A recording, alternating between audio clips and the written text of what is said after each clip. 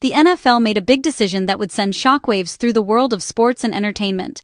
They announced that Bad Bunny, the global superstar from Puerto Rico, would be the main star of the Super Bowl LX halftime show. This wasn't just about how famous he is, it was about language, identity, and what the Super Bowl represents to millions. For the very first time, the entire halftime show would be performed in Spanish, marking a historic shift for the NFL. The announcement, planned for the San Francisco Bay Area in 2026, started a big argument right away, with headlines and social media lighting up across the country.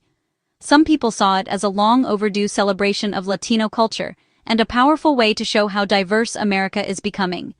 For millions of Spanish speakers in the U.S., it was a moment to feel proud, to see their language and music take center stage. Bad Bunny's fans felt like they were finally seen on the world's biggest stage, their voices and stories reflected in a place that had always felt out of reach.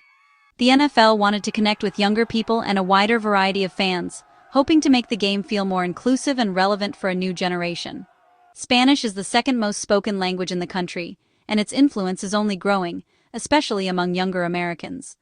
Picking Bad Bunny was a bold move that showed what modern America looks like: multicultural, multilingual, and always evolving.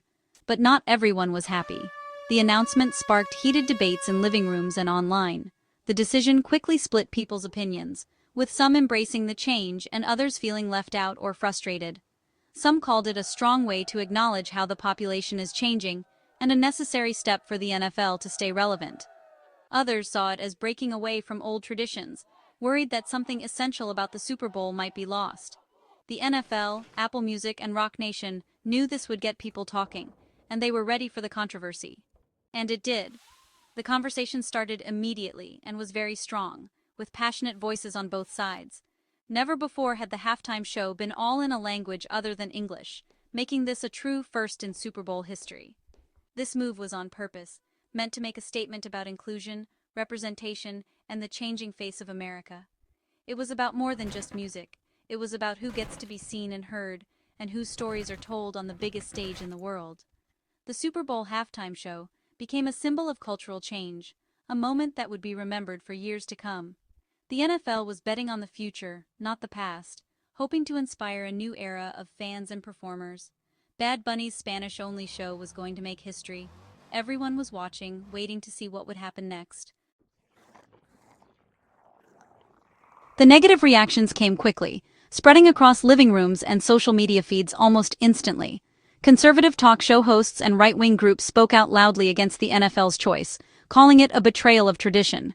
Megyn Kelly said it was like a middle finger to Americans, especially those who support Trump, echoing the frustration felt by many viewers. The discussion quickly became political, with pundits and commentators debating what the NFL's decision really meant. Critics argued the Super Bowl is an American event and should be in English, not just for tradition, but as a symbol of national unity. They saw a Spanish-only show as causing division and not being patriotic, fueling a sense of alienation among some fans. Social media and conservative news outlets made the anger even bigger, amplifying every criticism and turning it into a national controversy. The halftime show became a hot topic in the culture wars, with people on both sides weighing in on what it meant for American culture. For some, it was about more than music. It was about what it means to be American, and who gets to define that identity. The NFL's choice was seen as a political statement, not just an entertainment decision, and it sparked heated debate. The anger showed deep worries about cultural changes, and a fear that something essential was being lost. The debate was no longer about entertainment, but about who decides what American means, and whose voices are heard. The Super Bowl, which is supposed to bring people together, now showed division, with fans split over language and culture. The NFL's move had lit a fuse, igniting passionate responses from all sides and making headlines across the country. The explosion of debate was strong and showed a lot about the current state of American society, revealing deep divides. Language and identity were suddenly at the center of America's biggest game, turning a halftime show into a national flashpoint. The negative reactions got even worse. Some conservative figures suggested that ICE, the Immigration Enforcement Agency, should be at the Super Bowl. South Dakota Governor Kristi Noem warned that ICE agents would be all over that place. The message was clear: immigrants might not be welcome. This threat made fans, especially immigrants, feel scared. Bad Bunny had already talked about being worried about ICE at his concerts. The White House stepped in, saying there were no plans for ICE raids at the event. But the damage was done. The discussion had become very mean. The idea of targeting fans at a sports event was something new. The controversy showed how quickly a cultural moment could become a big political issue. The Super Bowl was now mixed up in immigration politics. The scary atmosphere overshadowed the music. While everyone was upset, Bad Bunny stayed quiet until Saturday Night Live. As the host and musical guest, he talked about the controversy with humor. Looking at the camera, he told critics, "You have 4 months to learn Spanish." That line became super popular. It was a smart, confident comeback. Instead of saying sorry, he challenged his critics to open their minds. He flipped the script. He wasn't going to change, so maybe they should. The message was clear. Language isn't a problem, but a chance to learn. His answer connected with millions. Fans celebrated his proud and unapologetic stance. Bad Bunny refused to be a victim of the negative reactions. He used the moment to show how valuable different cultures are. The SNL moment became a call to action. It showed he was in charge of the story. The controversy became a chance for people to talk. Bad Bunny's challenge was simple, but powerful. There's a crucial fact that was completely overlooked in the heated debate. Bad Bunny is, in fact, a U.S. citizen. This isn't just a technicality. It's a fundamental truth that changes the entire conversation. Born in Puerto Rico, a U.S. territory since 1898, Bad Bunny is as American as anyone born in Texas, California, or New York. Puerto Ricans are not foreigners. They are part of the American family, with the same rights and responsibilities. So, threats about ICE getting involved weren't just wrong. They were completely baseless and didn't make any legal sense at all. This confusion revealed a widespread lack of understanding about Puerto Rico's unique status and its deep connection to the United States. Puerto Ricans have been U.S. citizens for over a century, since 1917, and have contributed to American society in countless ways.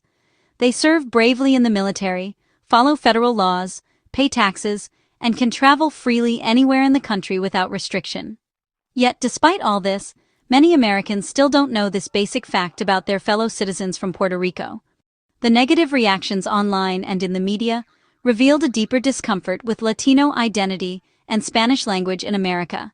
Bad Bunny is a Spanish-speaking, proudly Latino American, someone who represents a vibrant part of the nation's cultural fabric. For some, that reality doesn't fit their narrow idea of what it means to be American. The criticism wasn't just about language. It was about cultural pride, identity, and belonging in a diverse nation.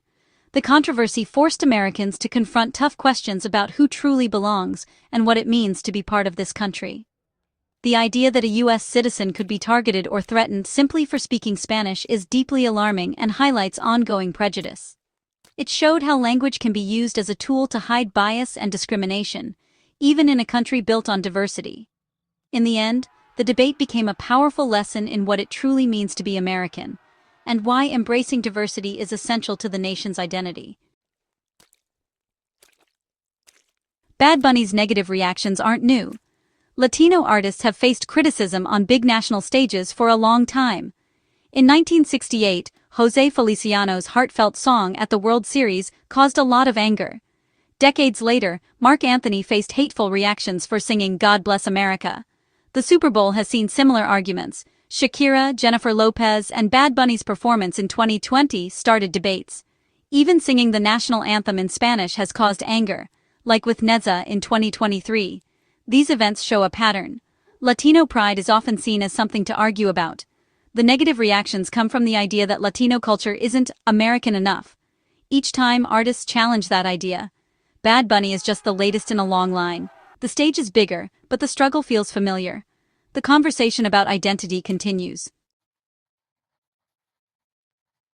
Why did the NFL choose Bad Bunny? Because he's super popular worldwide. He's Spotify's most streamed artist for years, topping music charts all over the globe. His music, almost all in Spanish, goes across different countries and cultures. Stadiums sell out in minutes, from North and South America to Europe. His albums reach the top of the Billboard charts, which is rare for songs not in English. The NFL is a business, and it wants to reach younger, more diverse fans. The Latino population is growing fast, and they love sports. Bad Bunny brings millions of new viewers to the Super Bowl. The decision is less about politics and more about making money. The NFL is betting on excitement and more people watching. The numbers are on their side. Bad Bunny is simply too big to ignore. The league is playing to win. The NFL's move was planned, not an accident. Recent halftime shows, Usher, Rihanna, Dr. Dre, were calculated risks that worked out well. The league knows America is made up of many cultures, and Spanish is a very strong language here. Embracing this fact keeps the NFL important and current. The Super Bowl has to be more than just a game. It's a big cultural event. Choosing Bad Bunny guarantees buzz and free advertising. The controversy keeps the Super Bowl in the news. The NFL is betting on the future, not holding on to the past. The population is changing. Tomorrow's fans are more diverse. Working with Bad Bunny is an investment in growing for a long time. The league is willing to deal with criticism for a bigger reward. It's a move for the next generation. The NFL is thinking ahead. Bad Bunny's all-Spanish halftime show is more than just a big news story. It's a turning point for music, sports, and American culture. The moment challenges the idea that English is the only language for America's biggest stages. Spanish is an American language too. Bad Bunny's success breaks down walls for artists who don't sing in English. It tells Latino artists they don't have to change who they are. Sports leagues are realizing their future depends on accepting different cultures. The Super Bowl is setting a new example. The negative reactions show resistance, but things are changing. This is a statement. American identity is complicated and has many languages. The sounds of the future will be sung in many languages. The 2026 halftime show is a peek at that reality. The world, and America, will be watching.